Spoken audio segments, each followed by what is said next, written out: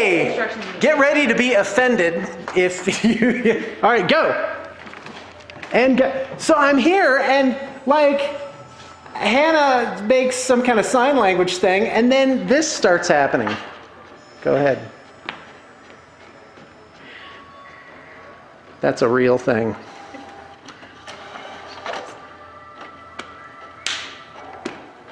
That is fantastic.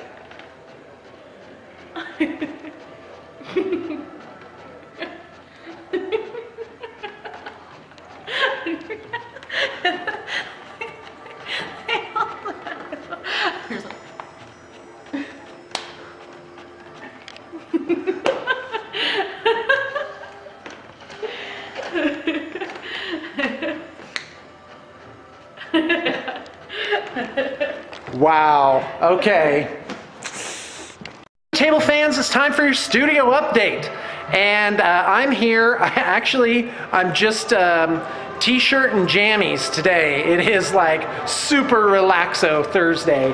And got a Black Templars army coming through. I'm gonna do a video on that later most likely. And yeah, pretty pleased about that one. And Guy, what else? Oh yeah, these Eldar have come through. So handsome. That Laurel was working on. Running a D&D game tonight. If I don't run it, I owe the guys king-size candy bars. Here's my setup for that. Burned out village in the mountains. And so I'm pretty stoked. And I got some weird like mellow techno on. Oh, got in a new trade today. You know, hold on a second, this is really loud. Yeah, I asked, because the guys downstairs wanted some speakers, and I got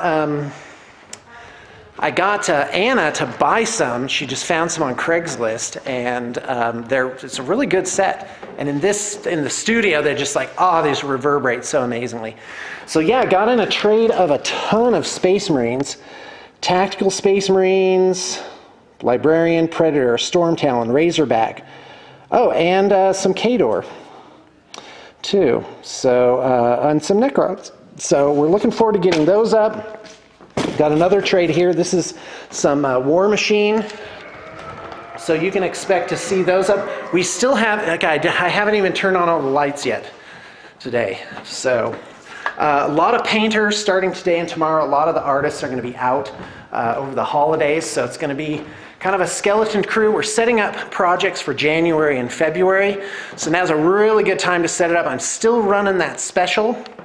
And that's the best that it gets, guys. Now is a fantastic time to set up an army. I've already had quite a few people take advantage of that. And still have this on the block. This has been reduced. If you just go back and find the, video for that. This is good stuff, guys. You want this army. And got this Dark Eldar army, got this Imperial Guard army. This is like the best deal ever known to man. And hey, let's go downstairs.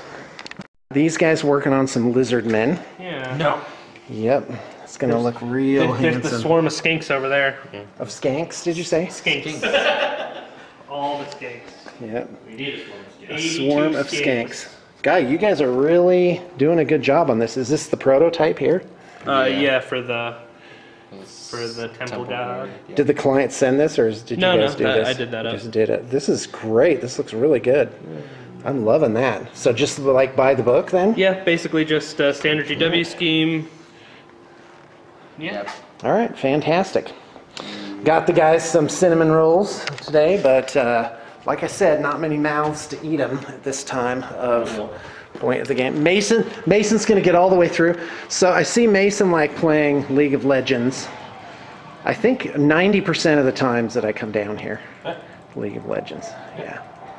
One more item that you gotta see. I'm going to do a specialty report on this, so I don't want to like ruin it too much. But there's this war shrine. So the client was like, "Make me a war shrine." Never mind Steve's desk. Well, I talked to him on the phone. Yeah, and? He had some kind of ideas, but then I was just like, oh, I really like doing nerdle stuff and blah, blah, blah. And he's like, just do whatever you want, man. That's really awesome. And I was like, okay. Okay, well, and he sure got it. So pretty excited about that. That's custom.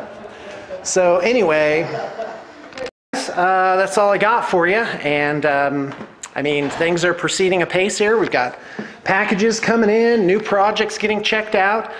And, oh, and the module I'm running tonight is this, S4. This brings back great memories. This is some of Gygax's later work. I believe this came out in '82. Just an absolutely fantastic module. Really helped redefine the game.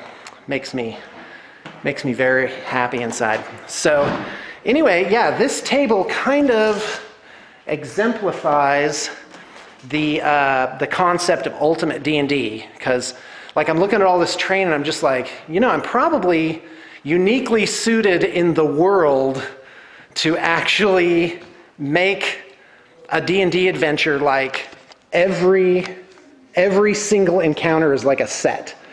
Oh, and I have an idea. Can you put the camera on me? Thank you. So my idea, because with this module, there's caverns. So I'm like, awesome. Okay, here's what I'm going to do. I'm going to get 1/2 inch or probably 3/4 inch hard styro.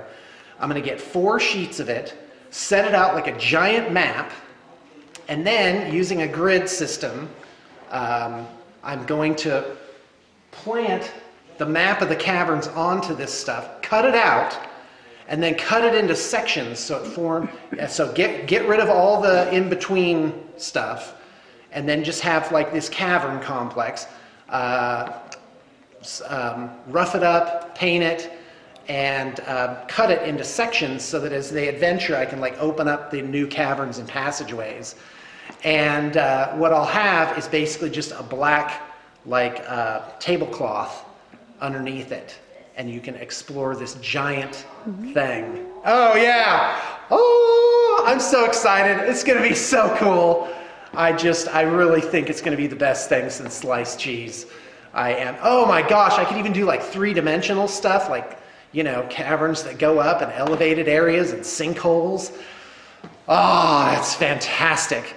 So, but the trick is I gotta do that, plus everything here. And by the way, we are setting up new projects. Now's a great time to set up a new project. The best special ever is running. I want to get rid of it as soon as we get our bookings up again. Then that'll be it for that. Thanks for tuning in, and we'll see you tomorrow. Oh, I took a photo. This is for posterity. We are prototyping Ultimate D&D tonight. Tonight is December 18th, 2014. You heard it here first, and this is what we got. A bunch of trolls on a poor little barbarian girl. Who's very The other one over here. Oh, look at these figs, man. Okay, that hits. The last shot. That hits. So one shot has a possibility of hitting him. Okay, got One it. on this one and then 2 on the other one. All right. People around the world pretend for Bad way to start a video. Hey, deaf people! Since then or anything. And so it's more like when I see it again, it's actually like I forget that I know something until I do the sign while I'm saying it, and then I'm like, oh yeah, I know the sign for that. Spell? Yeah. Or you're like, how do you spell that? I still finger spell like everything that I'm thinking. It's bad because I type in my password and like on my laptop, and then while I'm waiting for it to load, I like sign out my whole password, and I'm like, hope no one knows what I'm doing. You know, just told you my password right there.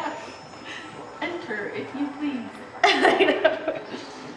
So I passed the first part of the state test, the written part. Oh really? Then I got married and moved here and haven't finished it. And to not be around deaf people, you lose the language. The language changes all the time. Yeah. So it's really hard to... I mean, there's a lot of it around here, though. I mean, like, my friend's an interpreter for UVU, you know, and so... I love that. Like, I mean, that's like, he's, so he gets to practice that all the time. He's got all of his friends that are interpreters. He's interpreting for classes, and That's so... crazy.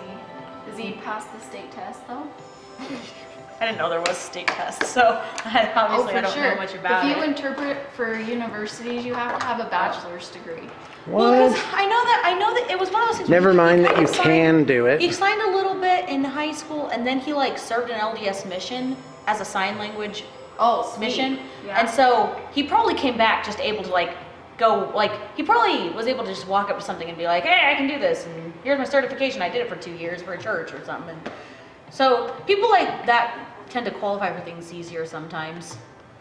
Yeah, you can go test in. Yeah. Like you don't have to take courses, but you have to. Go for it. You guys just sort that out. I'm ready.